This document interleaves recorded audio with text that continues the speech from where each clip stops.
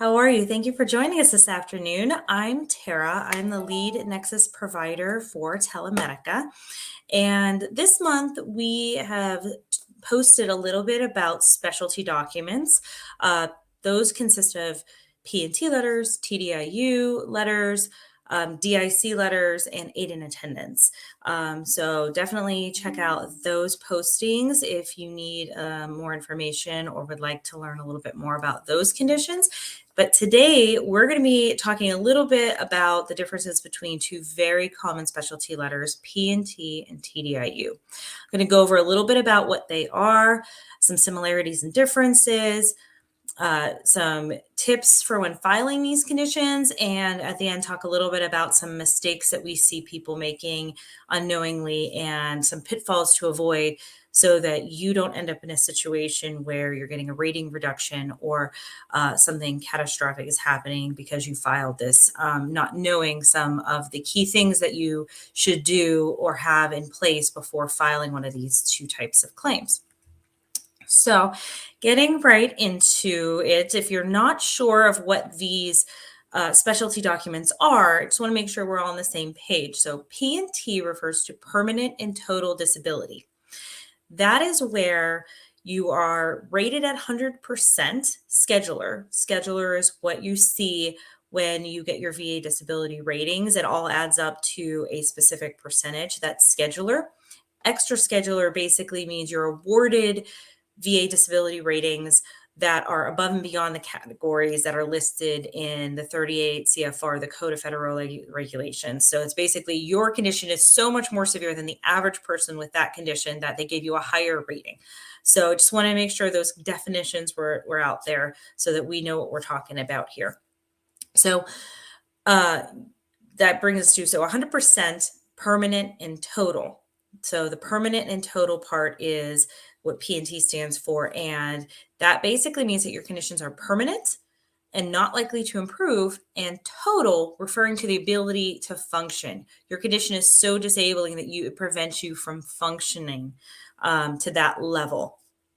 TDIU is more of a I'm unable to perform any job duty. I'm able to work. It's more about gainful employment than it is about the criteria for 100%, because you can achieve TDIU without getting 100%. So in order to even be considered for TDIU, you must have at least one service-connected disability that is rated at 60% or more, or two or more service-connected disabilities, with one of them being at least 40% rated, and a combined scheduler rating of 70% or more. So why that definition is going to come into play. It's very important to understand that. So TDIU, though, I forgot to mention in the beginning, it stands for Total Disability Individual Unemployability. That's why it primarily focuses around your ability to work rather than P&T. So those are sort of basic definitions and key terms that we need to know before we dive a little deeper into that. So similarities, why we talk about this or why there's so much confusion about this is because having both TDIU and P&T will allow you not to have them combined, but if you are one of those statuses, it qualifies you for being paid at the 100% level. So the pay rate is the same. It qualifies you for benefits. This can include medical benefits as well as state benefits, and each state is different, which is why we're not listing benefits into that. And we're more medical, so I like to focus more on the medical quality of things and leave the technical aspects about benefits to those professionals who actually help in that area. So qualifying you for benefits, paying at 100% level, that's why they can get very confusing between these two different types of statuses. Some differences is where we get into the meat of why, and you'll see how they are very different. So one difference that we just talked about in the definition part of it is that you can qualify for TDIU without being 100% service connected. So that means it makes it easier to achieve the 100% pay status level. That is a double-edged sword, though. So keep in mind, we're going to talk a little bit more about that. That sounds too good to be true, which sometimes it can be. And so I want to make sure we go through this so you understand everything before jumping to that. Woohoo! It pays us 100% faster than me slugging it out with a VA to try to get there, for all my conditions on a scheduler 100%. May not be something that's beneficial to you and your situation if you know all the key components of it. So TDIU can be permanent or temporary. That is a big difference that I think a lot of people are not aware of. So you file your VA disability claims, you're stuck at, 80%, can't get to 100%, looking to get 100%, and you feel like you can't work. And TDIU sounds like a dream because it's gets you up to that 100% level like that if you qualify. And you already have trouble working. So that just helps out that situation. You're able to get the financial security, the benefits that you need. And that all sounds amazing, right? What if you get TDIU temporary and not permanent? You're still going to get those recurrent evaluations. You still may not qualify for all the benefits that you were looking to get qualified for by not having that permanent status tied to it. So that is one thing I think a lot of people are not aware of with TDIU. Is not always guaranteed a permanent status. And when we talked about working, there you can work if you are on P&T status. So you can have what they call gainful employment on permanent and total disability status. So you're paid at 100%, your condition is 100% permanent total, and you can still work. TDIU, that's a little trickier. You can technically work, but the hoops you have to jump through are a lot harder. So by definition, TDIU, you can work, but you cannot work more than odd jobs. So you can't surpass that poverty level, and that level changes year to year. So I don't quote specific numbers because of that reason. So essentially you cannot have a standard, regular, everyday job and qualify for TDIU because most likely you're going to surpass that poverty level of pay. And so that disqualifies you for TDIU, is that you're able to have gainful employment unless you work in a protected work environment. That means your job makes special accommodations to allow you to earn above the poverty level and maintain that gainful employment, but it does not violate the limitations of your condition.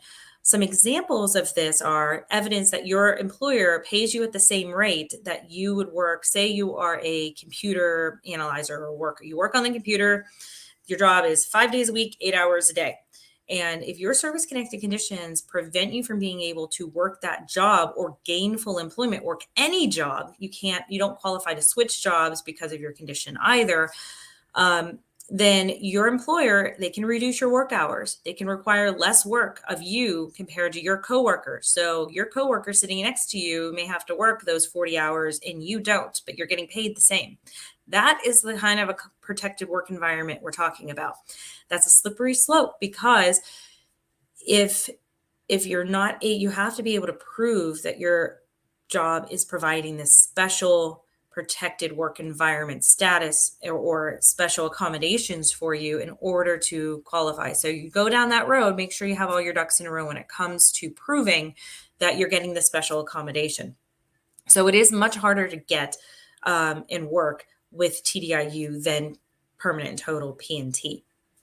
Now, we talked just briefly about permanent versus temporary status. In a P&T status, you do not get regular reevaluations by the VA of your service-connected conditions. If you didn't know that, when you are not permanent and total, you are any percentage, 0 to 100% on the scheduler, you are already slotted for reevaluation. There is a time clock that the VA assigns to that particular condition that say arbitrarily your sleep apnea is going to get reevaluated and you're going to get either a new CMP or you're going to get a review by a VA rater at a specific time point just to ensure that that condition is still at the same level that you're rated at. So be aware that if you're at 100%, but not P&T, you're going to get those reevaluations. That's what the benefit of the P&T status is. You do not get scheduled reevaluations because the VA is accepting the fact that your condition is permanent. It's never going to improve. It may worsen or stay the same, which is static. So it may be static or may worsen, but it's never going to improve. Those are some key differences between the two statuses. So some tips on when we're filing these conditions. So you want to make sure that you have sufficient evidence. Like I was talking about, if you're going down the route of TDIU, but you would like to maintain some level of work above the poverty level, you need to have that evidence, non-medical evidence, to support that you're getting those special accommodations. If you're not going to work at all, you really need to have evidence that you can't work any job. That's in my opinion. If I was looking at a TDIU case, with the benefits and resources that the VA has now, they have re-education programs. They have all sorts of assistance programs to help veterans find a new job, change careers, or do something different in order to maintain gainful employment. So if you've not explored any of those options, or you cannot prove with medical evidence that your service-connected disabilities are causing that significant of an impairment on you, then I feel like you're not going to be as successful. It's not a slam dunk case. So get those ducks in order, get your medical evidence, get your non-medical evidence together in order to do this while you're filing. Second tip would be to write personal statements. It makes a huge difference, in my opinion, for you to be able to add color to the condition. It's not just on paper. It's not just black and white medical documentation. Add that personal aspect, be that person, show the rater that you are a person that suffers with your condition, and talk about your worst day. Talk about those things that really limit your life, making your life less happy, less functional. All of those are not usually documented in medical documents. And so a personal statement may help give you that edge. I would also ask for statements from your job or others that may have pertinent information to share. Those things when you're filing, making sure you have all that evidence and making sure that you have some personal statements may help you increase your chances of success when you're filing for either P&T status or TDIU. So my last tip is I would caution against filing for P&T status if you're not yet 100% scheduler, because this is something that you're trying to show that you're permanent in total, whereas you're kind of dipping into the TDIU area if you're doing that under 100%, in my opinion. So I would really evaluate when you're doing that, because that rolls me right into my mistakes to avoid and pitfalls. If you're filing P&T and you're not quite 100%, one, they might flat out deny you. They might actually not. They might actually evaluate your situation. But anytime you're filing for each of these statuses, P&T or TDIU, you are opening that can of worms. You're opening all of your service-connected conditions. So even if your rating sheet, your VSO can get that for you. You can ask the VA for that if you're not familiar with what a rating sheet is. It basically gives you a detailed description and breakdown of your condition, what code it's rated under, and the status. Is it static? Has the VA considered some of your conditions already to be permanent and static, but others temporary? So you can see if you have one condition that is temporary and all the others are permanent or all the others are static, that's what's preventing you from getting that automatic permanent total status. But when you file for P&T, that does not mean the VA is not going to look at all your other conditions. They look at every single one of your service-connected conditions. So you better have your ducks in a row. You better have your documentation. Don't make the mistake of not seeing the doctor for 10 years, then file for P&T and have the situation happen to the unfortunate few veterans that we've experienced have this happen, where they get a letter for a rating reduction. If you go for these statuses and you don't qualify for the same level of disability, or they don't see evidence clearly of that, or they see evidence of the opposite, you had substantial improvement of those conditions, they will reduce your rating. That will happen. And it does happen. So before you jump to filing these, make sure you have everything together. Make sure you have medical visits to show your status is the same or worse. If that applies, make sure you have all your personal statements. Make sure all of this is in line before you file, because it's very, very important, because you're opening up every single condition that you are service connected for reevaluation during that review. Can't stress that enough because it's just so disheartening, because going from 100% even just to 90% cuts your benefits that you qualify for, cuts your finances by almost half. The payment rate for 90% versus 100% is almost half. It is huge. So it is a big deal when you're filing for these. Now, the other thing is not reading your evidence. If you have medical documentation, get that from your doctor and then submit it to the VA. Don't just assume it's all written down there. What if you have one doctor write down that your condition is great, everything's improving, things are wonderful, but that's really not the case. You need to make sure that what you're submitting is accurate. And if another doctor is writing something completely different, those are conflicting reports, and they're going to get a CMP exam to figure out where your condition truly lies. So read your documents, make sure you have everything before you file, and know what you're filing for. Don't just blindly file for these conditions. Understand what you're filing for and the risk that you're putting yourself at. This is not to deter you. I am fully supportive of people filing for these conditions because they are great benefits to file for. I just want to make sure you understand to do it knowingly. Really be educated on what you're doing and how you're doing it. And if you have all the evidence that you need before you do that, because you just don't want to be one of those situations where you realize that something negative is going to happen from opening all of those up. So that's really a lot of what I wanted to talk about. But why am I, a medical person at Telemedica, talking about this? This sounds a lot about strategy and a lot about case filing and VSO stuff. Well, the reason I talk about this is because we here at Telemedica do write support letters for these specialty conditions, which is why we're talking about them this month on all of our postings. What is the benefit of having a medical provider write something for you when we just went over all of these things that you can submit as evidence?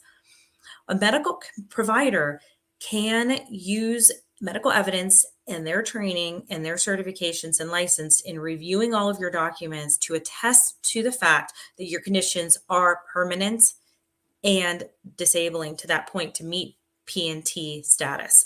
And so it can be helpful in your claim to have that extra support and have a document written by a professional who can review everything and attest to, yes, this does actually meet criteria for being a permanent and total in their that particular condition or that particular body system.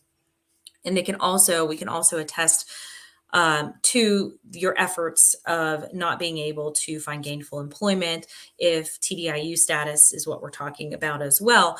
So there's a lot of benefits to doing this and having some professional support in the way of a support letter. It's not really truly a Nexus letter. I know we are a Nexus service and we talk about Nexus letters, but these are specialty letters that we also do provide.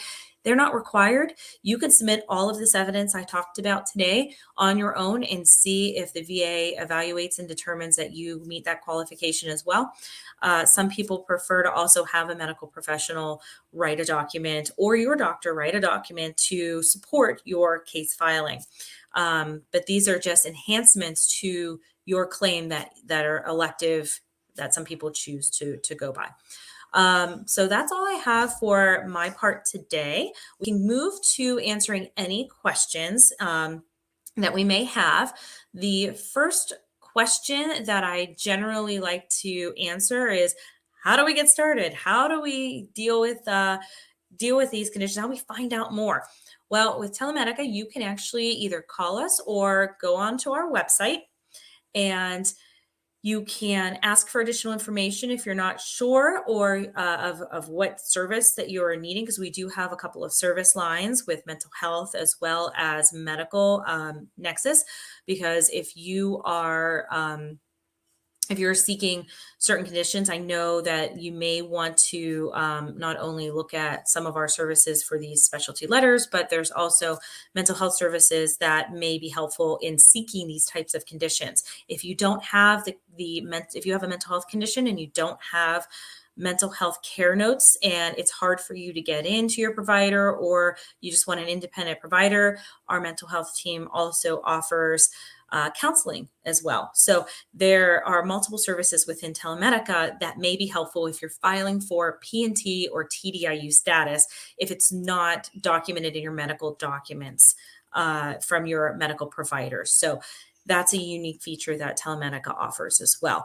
So this is something that is multidiscipline kind of. We're all partnering together, and although the medical team can write your P&T letter, if you just don't have enough support, that's where I point over to our medical or our psych team to get help with that.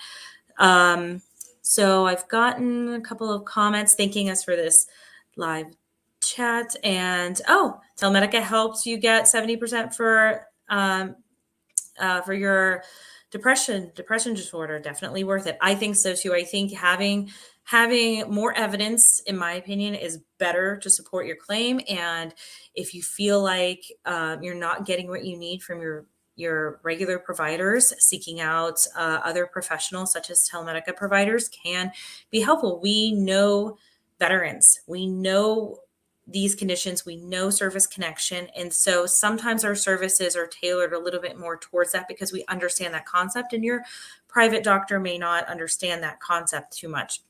They may not be familiar with the VA system.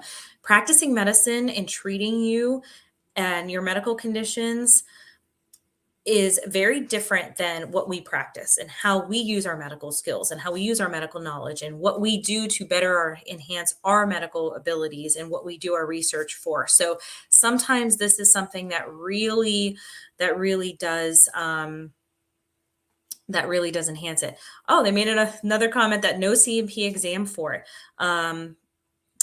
That is definitely something of a benefit with some private documents, is that there's new policies within the VA system that if you are supplying sufficient evidence to decide your claim with everything that you've provided, that can include private medical documents from Telemedica, then you may be able to bypass C&P exam. That is something they can elect to do. It's not a guarantee, but it is something, if you provide sufficient evidence to decide your claim. They've been doing it more so since COVID, but definitely they can do it. They were asking, is the cost for a P&T letter the same as for other services? The cost for a P&T letter is a specialty letter, and it should be listed, I think, on the Telemedica website under the service that it is.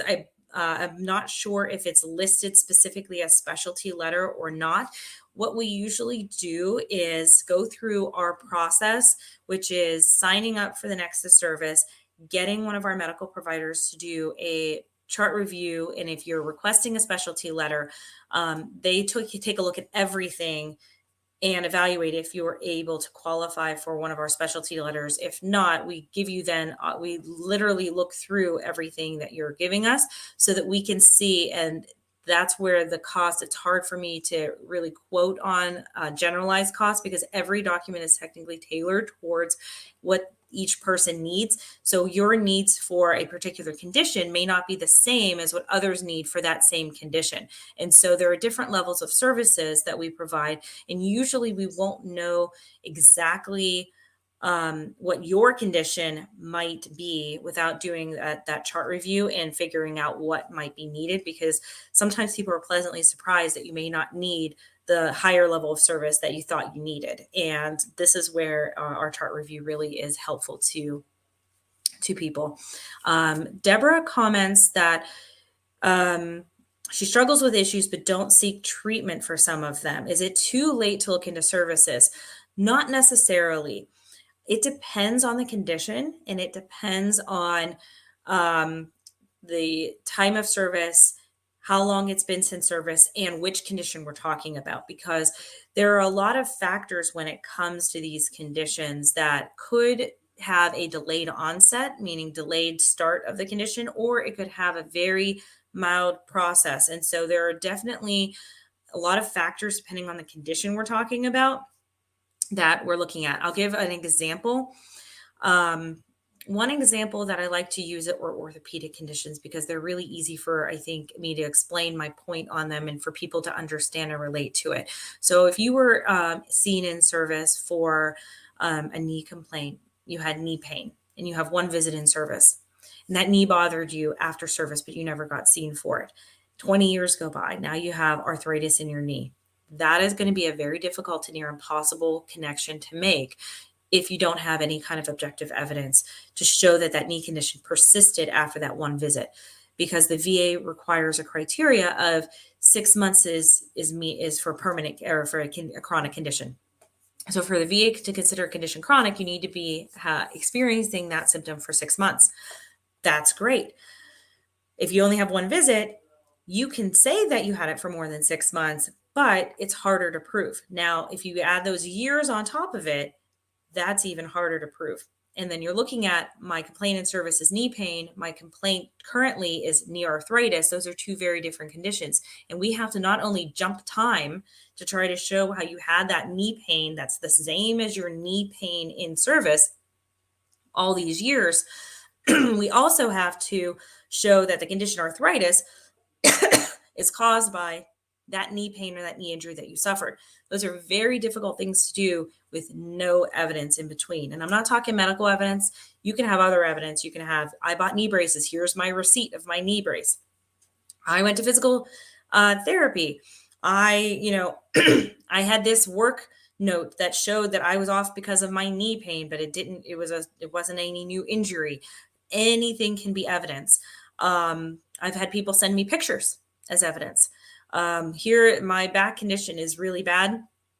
I only got seen once for a back condition, but I worked in this tiny little hole in a ship. And here's the pictures of me working in my tiny little hole with all my mechanics. And it really can show us what's going on. So yes and no, Deborah. Depending on the condition and depending on the evidence that you have, get creative, because you might be able to find something outside of medical evidence to support your claim. But depending on the time frame, I'll give some general timeframes just so you understand what I'm talking about here. Usually, if you were seen in service and you're trying to get presumptive service connection, 1 to 2 years, sometimes up to 5 years. That's generally what we're looking for, is some kind of objective evidence when you have a connection direct to service. Now, if you're trying to secondary it to another condition, time frame doesn't matter in your service. It is a completely different type of a filing, completely different criteria, completely different ball game when you're talking about seeking treatment. So knowing if it's primary to direct to service or secondary to a service connected condition can make all the difference in the world as well, Deborah. And so those factors come into play. So this is why I know this, I can get deep into the weeds on this, and I'm going to stop digging into this for a moment and kind of regroup. This is why having a medical evaluation by one of our medical professionals is beneficial, because we look at all of those factors. We try to figure out and look at, well, you're filing this and what evidence do you have? And does it apply for primary or secondary? There are all these different factors and each different condition is different. So having that medical evaluation from our team really can give us a lot of insight into the particular condition that you're looking for, because there's no real cut and dry, everything fits one person type of a situation. Sorry to go into that long detail about it, but it is complex and it is complicated, which is why we do our chart review. And that's why I think I did a video last month on the benefits of our chart review. So check out that if you want to learn a little bit more about our chart review services. But last month I did videos on all of our services here at Telemedica for the Nexus team. So if you are curious about knowing a little bit more about any of our services, you can go ahead and check out our videos from last month. That gives a little bit more information as well.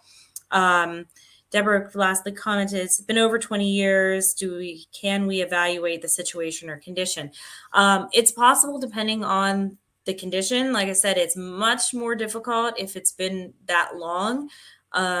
It's not a guarantee that we can help in those situations. It is something that we try to dig down every avenue we can. And it's sometimes, it's worth your time to get an evaluation and take a look. And it's definitely one of those things that it's hard to say without really digging into the meat of your situation. But I hope that some of the videos that we posted last month and some of the things that I've talked about today may help you and guide you if this is something that is possibly could help you. All right. And the last question was from one, why do you take so long to get back to the vet for appointments? I am not sure exactly specifically what's taking so long really quantifies, and each situation is different. So there may be many factors that can take a while to get back to the veteran. When you talk about appointments, I don't know if you're talking about mental health or if you're talking about um, Nexus appointments, diagnosis appointments. Um, there's a lot of different things that can mean. And so one thing I would recommend that you do is, if you feel like you're getting into a situation where time is going by and you're wondering why we haven't gotten back to you, reach out to customer service, because they should be able to look into your particular situation as to where the process is and what we are waiting for. Because if we're waiting on something and you were not aware that we're waiting on something, that communication with customer service can really clear up that that speed bump, and get you to the place that you're looking to get to. Extremely helpful and always available by email, by phone, in order to help our veterans trying to see where they are in the process. So there may just be a simple miscommunication as to the situation. So I would recommend, if you're having any concern about someone getting back to you, reach out to customer service for assistance, because we can see timelines as to what's been going on and where we are in the status, and communicate where things are and what's needed in next steps. So thank you all for joining me today. We'll talk a little bit more about other topics coming up. I don't have a specific schedule, but I am taking in any requests about things. And if I get a request about something that we need to post some more information about, or a video that might apply to people and a topic that might be applicable, send them in, and I will get started on those videos, and I will start posting information about those requests as we go. Otherwise, I will continue to do what I do, which is see where we have a lot of questions and a lot of concern, and try to schedule some videos with some helpful information to get this out to you to help you in your claims. Well, y'all have a great afternoon. Bye now.